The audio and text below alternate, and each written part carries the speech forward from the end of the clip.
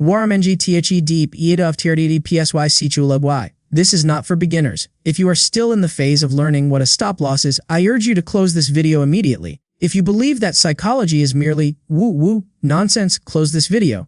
If you are desperately searching for the next holy grail indicator, close this video now. This content is exclusively for traders who have already mastered the flow of trading but cannot seem to figure out why they continue to engage in self-sabotage. Still here.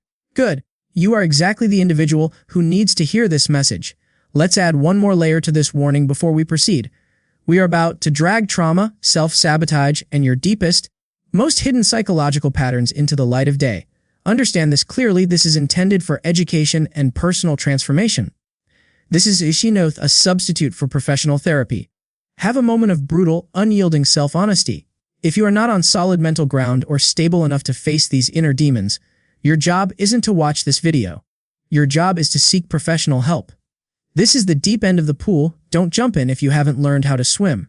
If you're still with me, then buckle your seatbelt. The ride starts now. I'm once seen the 2000 million lie and why discipline is the problem. I'm about to tell you why 95% of trading educators are full of it, including me, until I lost 2 million and discovered the underlying truth. Let me paint a picture of that fateful night, February 17, 2019, at 20:47 a.m. I was sitting in my home office. The only illumination coming from 6 monitors displaying my financial destruction in real time. My wife was sleeping peacefully upstairs, trusting her husband to manage their future. My kids were dreaming in their beds, unaware that their father had just vaporized their college funds. The number on the screen didn't even look real anymore, negative 237,431. Not a typo, not a demo, gone. My hands weren't shaking, they had gone numb hours ago. My chest felt hollow, as if someone had scooped out my vital organs and replaced them with blocks of ice. See, everyone teaches you discipline. They say, control your emotions, and follow the plan. I did all of that. I had the morning routine, the meditation app, and a trading journal that would make a Navy SEAL proud. I still blew up. Twice. Do you know why? Because discipline is often the problem, not the solution. Let me prove it. Think about the most disciplined person you know, perhaps military or a pro athlete. Put them in front of a trading screen with their life savings and watch them crumble in 5 minutes. Trading doesn't test discipline, it reveals identity, and 95% of you are trading with someone else's identity. CTO 20, the suicide trade and the psychology of self-sabotage. This gets dark, but you need to hear it. December 3rd, 2020 is burned into my memory like a permanent scar. I was down 80% with one trade left before a total margin call. The coffee mug on my desk had been cold for hours, a ring of dried coffee marking where I'd set it down back when I still had hope. My phone was face down, hiding the dozens of missed calls from my broker. Outside, normal life went on. I could hear my neighbor mowing his lawn while I prepared to commit financial suicide. I took the trade, full leverage, no stop loss. My finger hovered over the mouse for what felt like an eternity. Click. That wasn't trading, it was a suicide note. But here is the sick part, I felt relief. Finally, I didn't have to pretend anymore. Win or lose, at least the torture would be over. Most traders aren't trying to win, they are trying to prove they deserve to lose. The second law of trading psychology states, every blown stop loss is a suicide note from your past self.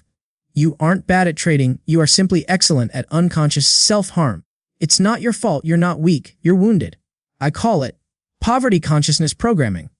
It starts when you're young, listening to parents argue about bills. Your brain filed it away.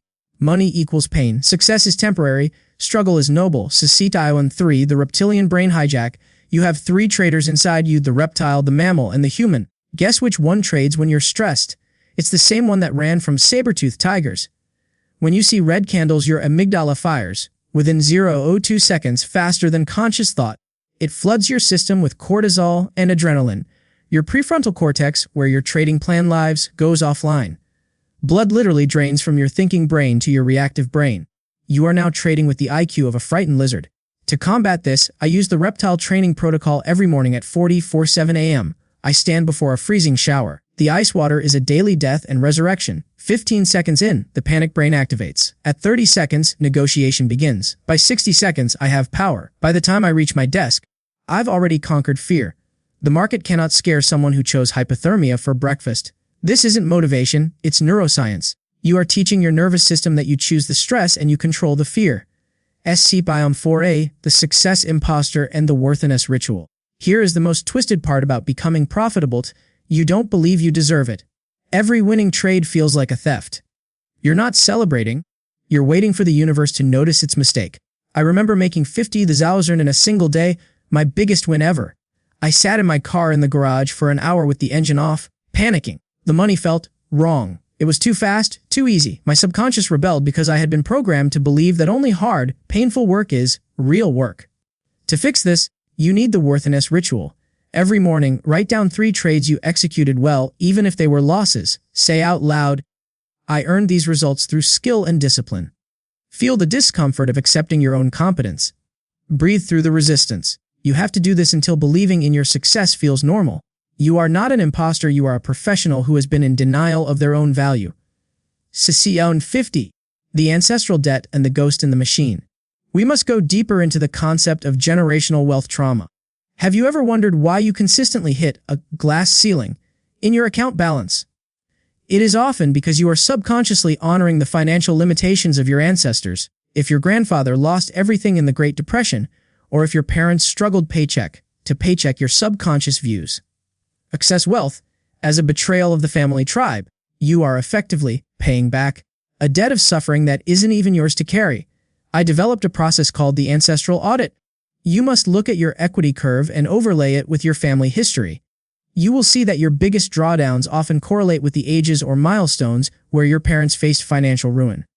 To break this, you must physically write a letter of release to your lineage. Acknowledge their struggle, thank them for their survival, but explicitly state that their war is over. You are not a traitor for being wealthy, you are the fulfillment of their highest hopes. Until you clear this cellular programming, you are just a ghost writer for your family's tragedies. Session 60. The biological cost of the screen. Trading is a physical assault on the human body that most ignore until their health collapses. Constant exposure to blue light, the sedentary nature of the desk grind, and the chronic elevation of cortisol lead to a state I call trader's decay. Your physical health is the literal hardware that runs your psychological software. If the hardware is glitching due to poor sleep and high systemic inflammation, no amount of mindset work will save your P&L. You must implement a biological hard stop. This means that after a certain hour, or after a specific level of physiological stress, you are legally dead to the market. You cannot make high-stakes decisions when your nervous system is fried. I've seen million-dollar accounts saved simply because the trader started taking a 20-minute walk in nature between the London and New York sessions. Nature provides a reset for the human frequency that flickering pixels can never offer. Session 7a. The void of certainty. The final stage of this transformation is accepting the paradox of control. The more you try to control the market, the less control you have over your results. The market is an infinite sea of randomness, and your odds is merely a slight statistical tilt in that sea. To trade effectively, you must become comfortable with the void. You must reach a state where you are perfectly fine with being wrong, because being wrong on a trade has nothing to do with your value as a human being. Most traders are addicted to being right because it provides a temporary ego hit. But in the infinite game, right and wrong are illusions. There is only execution and probability. When you truly accept that you have no idea what will happen next and that you don't need to know to make money, you become invincible. You move from a state of predator to a state of water. This is the ultimate liberation.